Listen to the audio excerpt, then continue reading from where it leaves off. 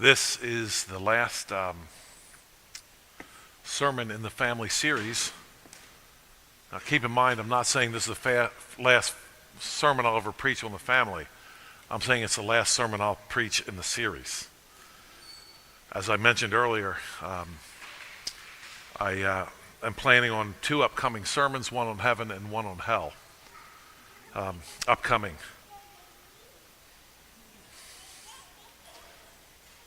What we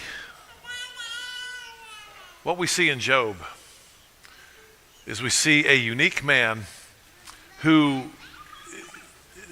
the things said about him are not said about too many people in the Bible. Let's just say it that way. You can say he's somewhat parallel to John the Baptist. Remember when John died, Christ said of John, no one born is greater than this man right here. A reason why we should pay attention to John. And we just read what God said about Job. Have you considered my servant Job? There's no one like him. And then he goes on to tell us why. And so this morning, in this family series, I'm going to focus maybe a little bit more than some on Job's family relations. Now, this will not be exclusively on Job's family relations, but it's intriguing to me that this man who God said, there's no one like him. He fears me. He eschews or he hates or he shuns evil. That's who this man is. It's intriguing to me how much he talks about his family. Job was quite the family man. But that's not all that he was. We're told what made Job unique. And this morning, we're going to take a very limited look at what made Job unique. In other words, by the term unique, God said there's none like him. So that's what we mean by unique. There's nobody else like him in the East. A little bit of background. Many people believe that Job was the first book written of all the books in the Bible. Henry Morris makes the points that no other book talks about the creation except for the book of Genesis as the book of Job. And if you think about that, there's a lot of references to the creation in the book of Job.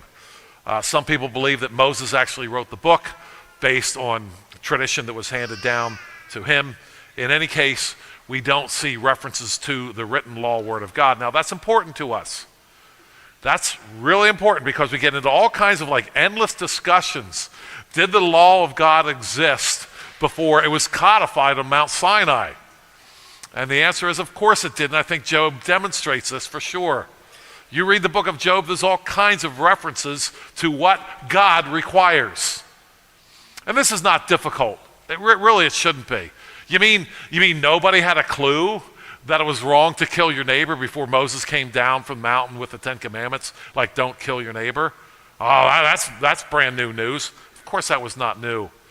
They would have known that from the time of Cain and Abel, right? So enough with these endless discussions about whether or not the law of God existed prior to its official codification on Mount Sinai. We see that Job thoroughly understood what God's requirements were. We don't have time to look at that this morning, but just as background, it appears as if Job may be the first book written of all the books. It's very possible. One of the things that I would encourage you, and again, this is not we're not going to thoroughly look at the book this morning, but there's a few things I just want to call your attention to. One of them is Job's 3 friends. They take a beating, but they really were his friends. They really were.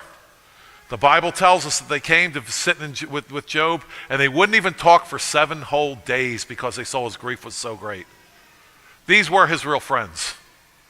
Job later calls them miserable comforters because they kept on blaming Job for his problems, and Job kept on defending himself. And so we had a conflict between the two. But what happens is, and we'll be looking at Job 29, 31 here this morning, There's these arguments back and forth between Job's comforters, his friends, and Job. And they keep saying, Job, there's no way God would do this to you unless you've done something really, really horrible against him. Job, just please confess what you've done, and this will be over. And Job kept on saying, I haven't done anything. I've not done anything to deserve this. And they go back and forth. And when we get to chapters 29, 30, 31 right there, they can't answer him anymore because he talks about what his life was like. And no one could argue with him about what his life was like. A man of integrity, a man of honesty, a man of influence. They couldn't argue with him anymore. And then this young man Elihu steps in. And again, I want to give some color to the book because the book has great color if you understand what's happening there. And this young man Elihu steps in. And it's intriguing to me because Elihu says, he's angry. He's angry at Job for defending himself, and he's angry at his three friends because they couldn't answer him and condemned him anyway. Bad place to be, right? I got no reasons anymore, but I'm still mad at you. And Elihu is upset at this. And if you read what Elihu has to say, Elihu sounds a lot like, there are things that Elihu says that is very similar to what God actually says to Job later on, when God is talking to him directly. So it's a very dramatic book, and if you just kind of embrace the entire book, you'll find there's a lot of drama in there, there's a lot of things said, and there's a lot of, shall we say, natural thinking in this book. But today what we want to do is we want to look at what made Job unique. Why would God say about Job, there is none like him in the earth? Look at what he says, in the earth. In chapter 1 and verse 8, then the Lord said to Satan, have you considered my servant Job? There is none like him on the earth. That should make us sit up and take notice, should it not? What is it about Job that made him like this? Should we not be inspired by this man? I hope you are this morning. I hope that's an inspiration to you. This is a great, godly man that God approved of. And I find this so encouraging because we often talk how we're not perfect and so forth, which is true. That is quite true. Lacking perfection, yeah, that's the understatement of the year. And yet God approved of this man, this sinful man, this man that God had to dress down at the end of the book. And God did dress him down. Oh my word, he really, really did. You read the end of the book, Job's like, God's talking to him and he said, where were you when I laid the foundation? Where were you when I created the animals? Where were you, Job? And he says, tell me if you know. Gives him a chance to respond. And God's talking and talking. And Job finally says, I'm going to shut my mouth. I've spoken twice. I'm not going to speak anymore, right? And you would think God at that point say, okay, Job, time out. Okay, you got the point. God keeps on going. He's got more to say to Job. And God dressed him down. But he was a man that God approved of. And he says this in his word. Well, what was it about Job? And what is it about his family that we need to know this morning? Well, 5 points I want to say just very quickly. Job was a man who feared. Job was a man who hated. Job was a man who understood his limitations. Job was a man who protected. Job was a man of justice. And Job was a man of integrity. That's actually 6, not 5. He feared. He hated. He understood his limitations. He protected. He loved justice. He was a man of integrity. Can you and I be that this morning? Can we be inspired by this man? You and I, living in 2024, my friends, there's a reason why this is in the Bible. There's a reason why we know about this man Job. Let's take a look at some of these reasons. What did Job do? Well, we have God saying to Satan in verse 8 of chapter 1, the Lord said to Satan, have you considered my servant Job? There's none like him in the earth. Well, what is the first thing we know about Job? Well, we know in verse 1, blameless, upright, feared God, shunned evil. The King James eschewed evil. That word is a very strong, is an extremely strong word. That word to turn aside, to depart, avoid, remove, come to an end, turn aside. The adjectives that describe this word are all like hate, reject, have nothing to do with. Those are the words that describe this particular word that is used here in the Hebrew. Well, what about him? Well, let's take a look. He has 7 sons and 3 daughters were born to him. Did you see that? The first thing that's said about him is a family-related statement. Now, 7 sons and 3 daughters were not the reason why he feared God and hated evil. That's not what we're talking about here. But I find it intriguing that you have a man who God says fears him, hates evil, and the first thing it talks about is his family. Now, then it goes on to say what his possessions were. 7,000 sheep, 3,000 camels, 500 yoke of oxen, 500 female donkeys, very large household, so this man was the greatest of all the people in the East. It would have taken a very large household to handle all that. It had to have been hundreds of servants to take care of all of that. I wouldn't even begin to know how you would handle all those animals. But he was a man, he was a family man. He was also a dominion man, right? This is a man who understands the dominion covenant, the dominion command. I just tend to think that his animals were not just grazing, doing nothing. When you read about what a great man that Job was, he was probably this guy that helped other people start businesses. He probably used his animals to help other people with transporting goods and so forth. If you're going to have any kind of a civilization at all, you need to transport goods. Transportation is a big part of any settled society. It's a big part of it. Which is why, I'll say it, which is why our government is attacking truckers now. They're attacking them, making them jump through all kinds of hoops just to transport goods. Job would have been a man who understood the necessity of transporting goods from one place to another. You cannot have a settled society without that. He was a man of dominion, Job was. And then, it looks like his children were kind of older, maybe away, but he was a consistent man. In verse 5, when the days of feasting had run their course, that Job would send and sanctify them, and he would rise early in the morning and offer burnt offerings according to the number of them all. For Job said, it may be that my sons have sinned and cursed God in their hearts. Thus, Job did regularly. So while we see he's a dominion man, we also see he's a family man, and this is the general description of Job that is given to us in the scriptures. But what was it that made him unique beyond that, shall we say? Again, very briefly, 6 items I want to tell you about. And the first one is that Job was a man who feared.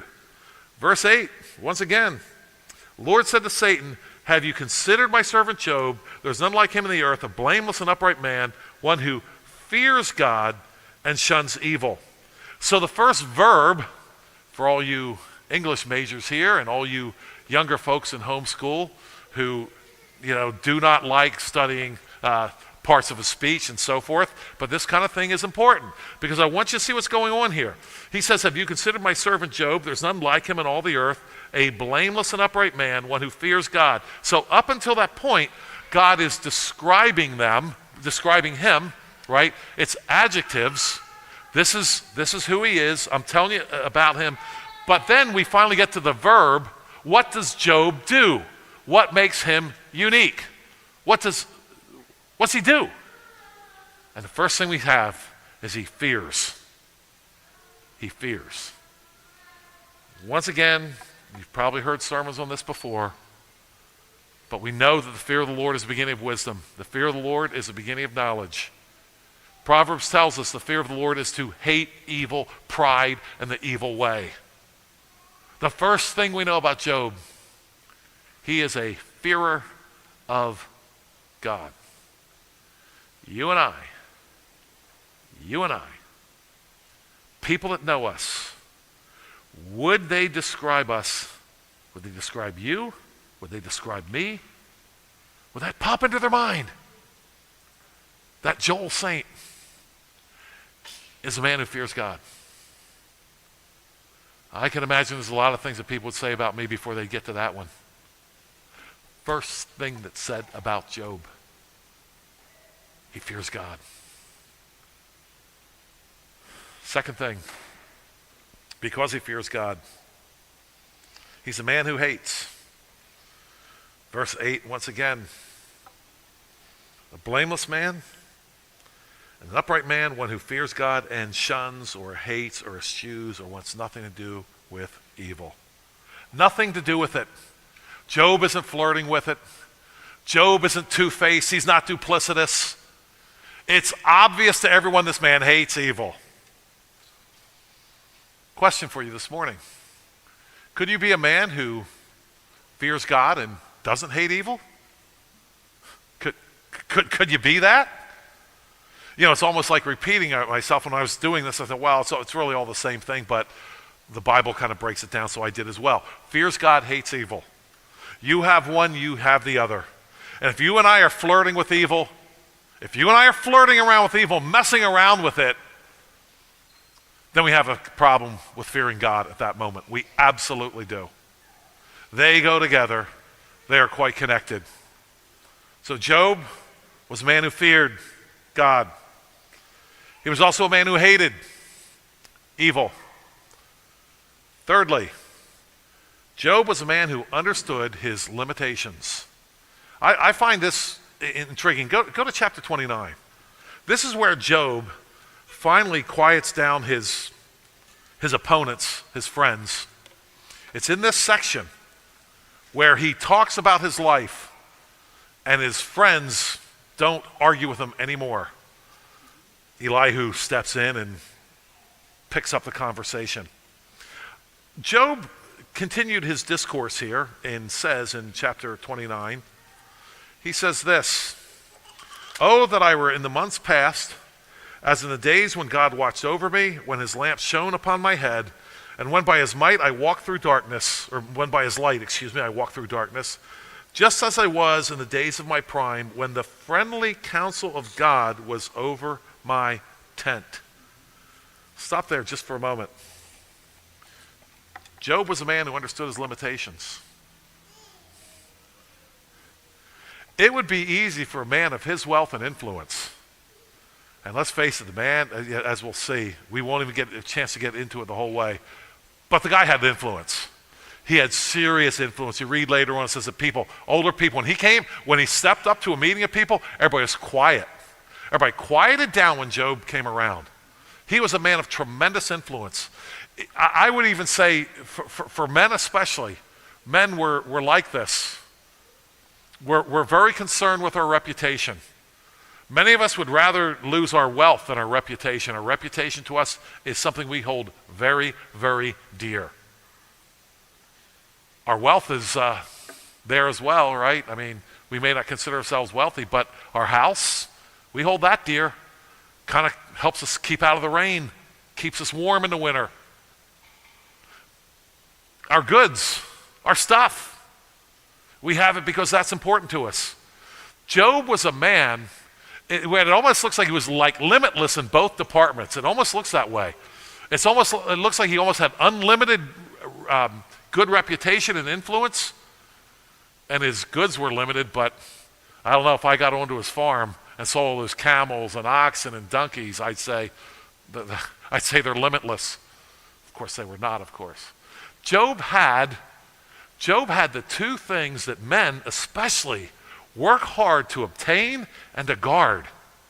He had wealth and he had influence and reputation in crazy quantities.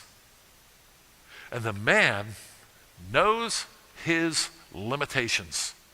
Oh, how hard it is to know our limitations. The more powerful we get, the more people that say nice things about us on social media, and the more wealth we have. It seems like the bigger we grow at times, the less we understand our limitations. But the first thing Job says here, he says, I wish I was like it was before. And he says this, when the Almighty was yet with me, in verse 5, when my children were near me, I'll get to that in a moment, but verse 4, just as I was in the days of my prime, when the friendly counsel of God was over my tent.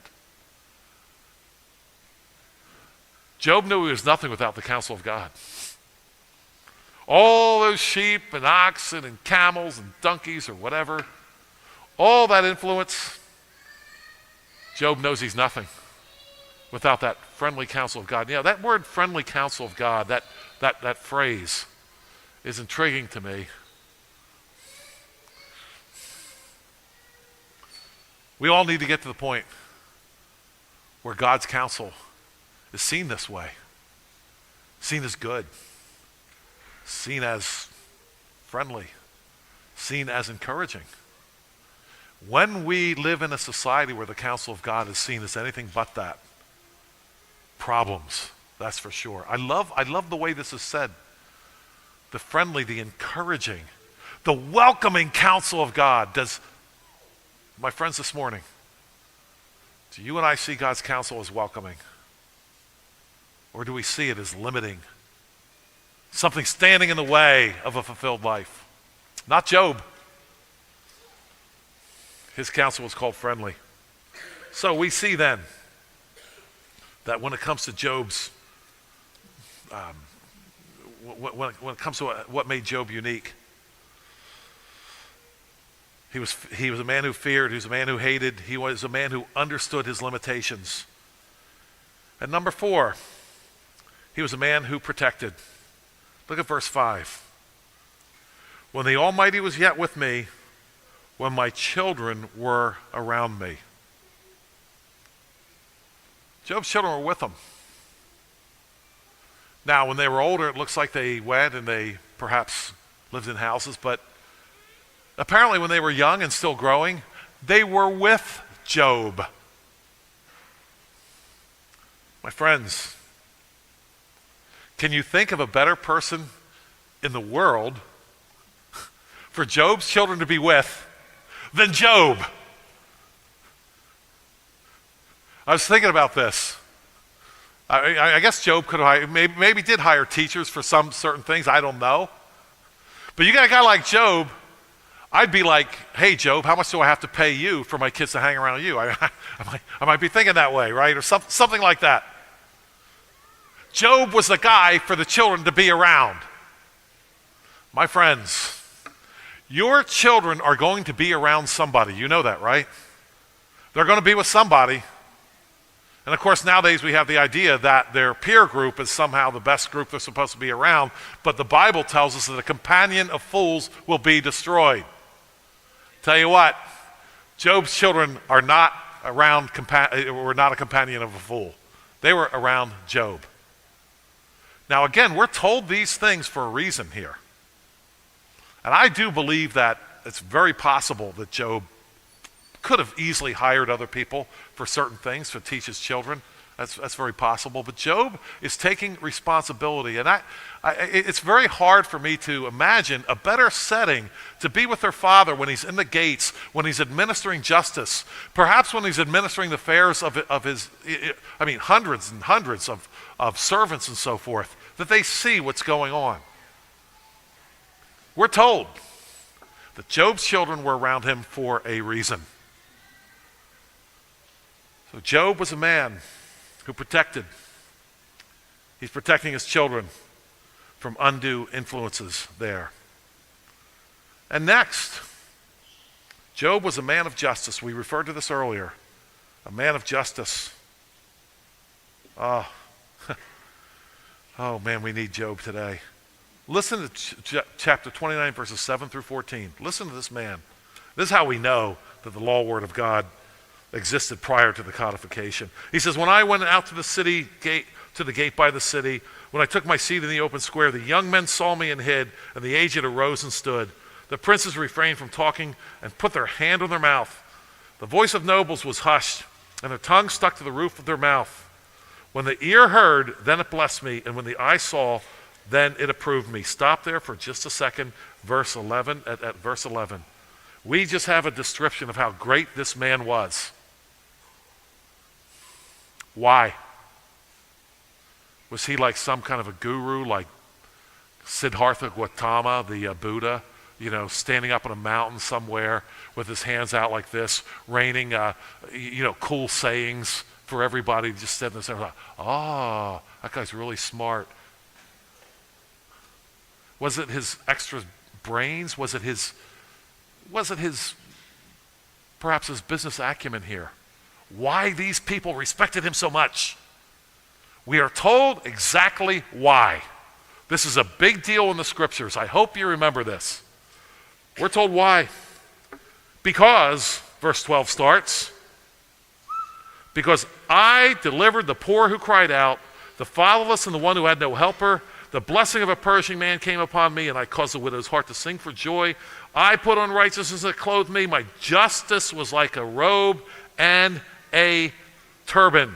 I was eyes to the blind. I was feet to the lame. I was a father to the poor. I searched out the cause that I did not know. I broke the fangs of the wicked and plucked the victim from his teeth.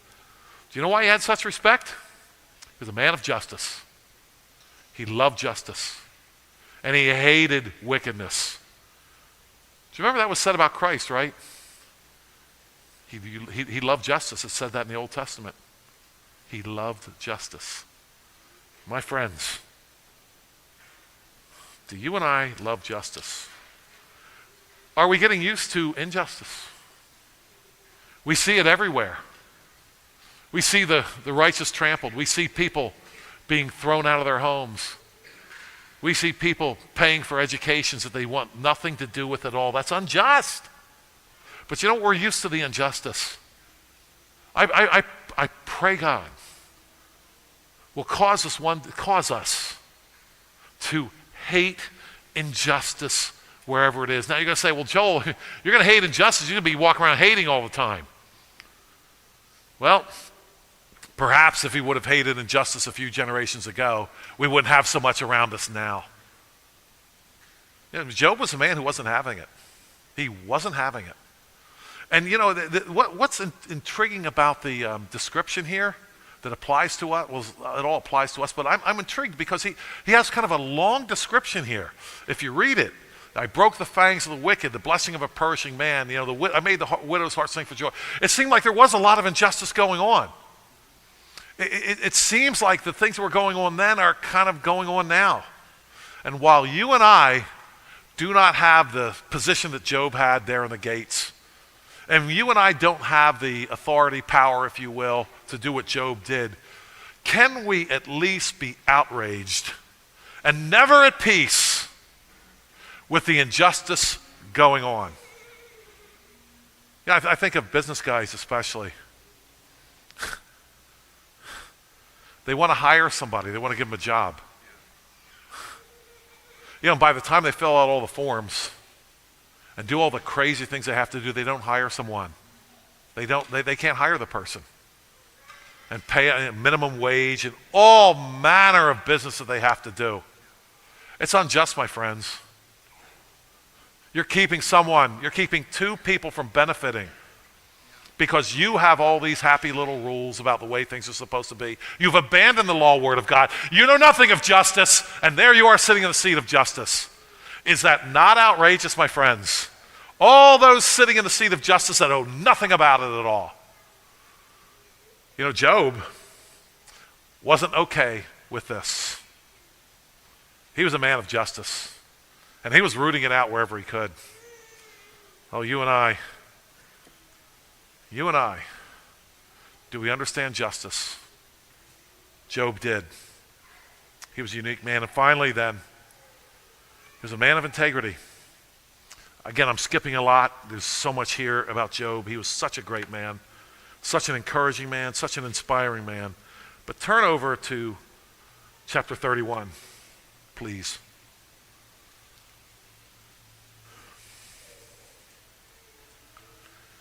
Job talking. I've made a covenant with my eyes. Why then should I look upon a young woman? For what is the allotment of God from above and the inheritance of the Almighty from on high? Is it not destruction for the wicked and disaster for the workers of iniquity?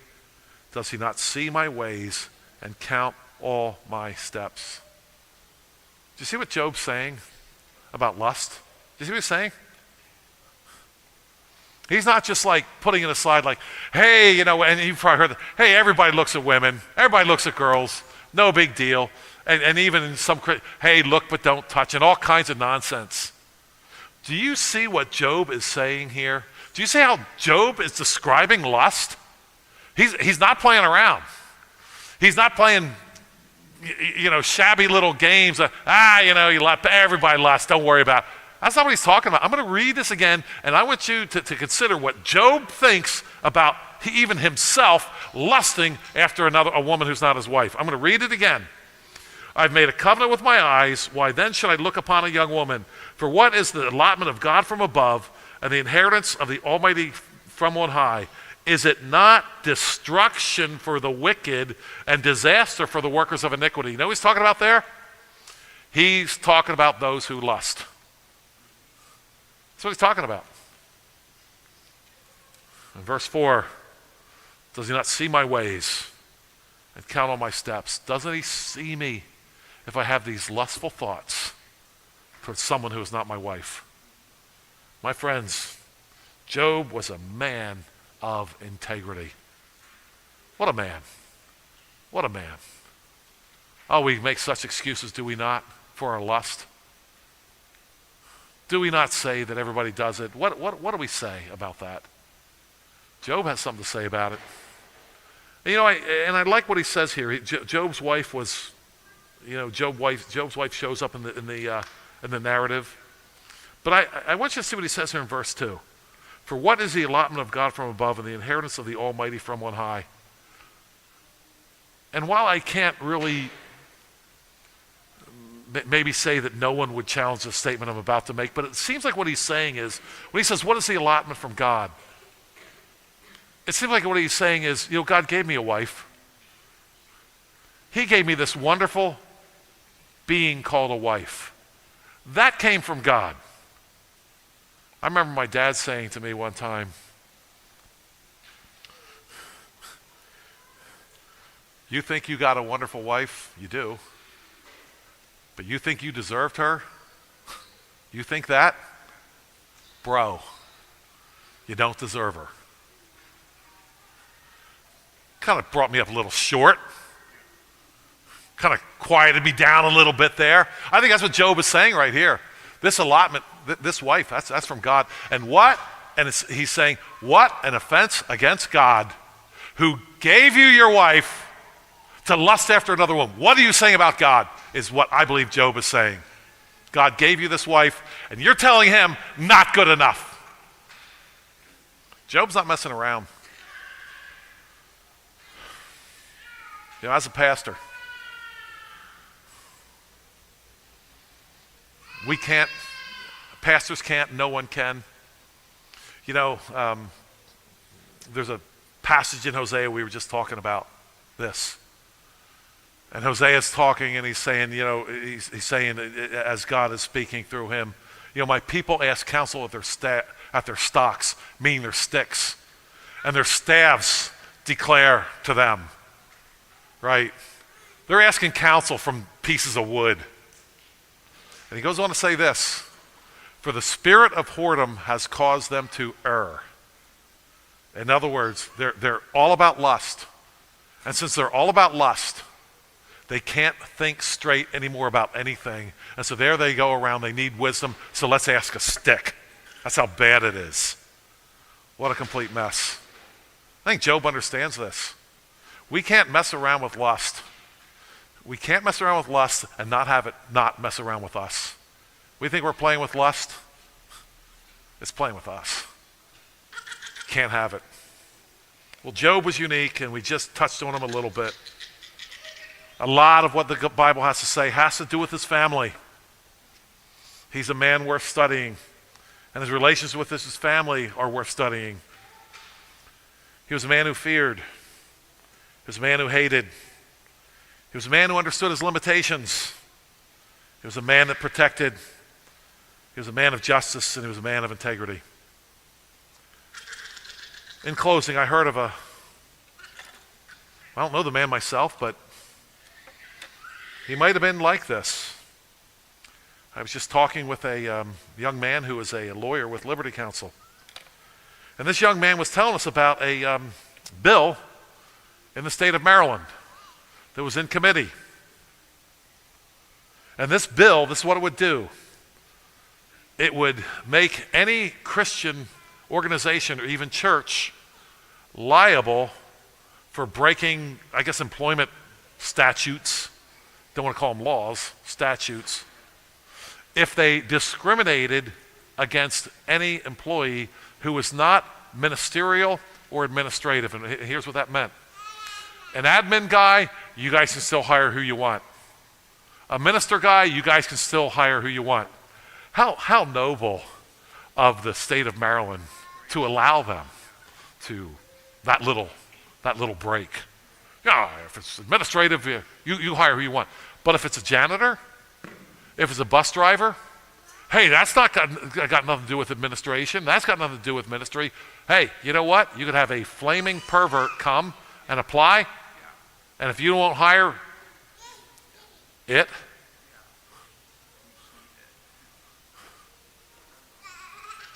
you're liable to be sued. You're liable for breaking the statute. This young man was talking about this last night. They said, you know, the pastors were scared. They wouldn't speak up. He said there was one pastor, one. This is while the bill was still in committee. One pastor in Maryland who stood up against this and called it out for its ungodly ways. And one pastor stopped this thing in its tracks. And it never made it out of committee. While all the other pastors are running scared. Don't want to go against these powerful people. One man. You know, I don't know the man. But he does remind me a little bit of Job. A little bit. A man who hated injustice. My friends, and especially men in this congregation, husbands, fathers-to-be, grandparents, we want to be like Job. My friends, a nation of Jobs would transform this culture. Shall we pray? Lord, how grateful you are for this inspiring man, Job. What an inspiration. What a challenge to us. Thank you for what you've included in your word. Thank you for the encouragement this morning. Thank you so much. Oh Lord, may we study your great men, the ones you approve of, and may we strive to be like them. We ask in the name of Christ. Amen.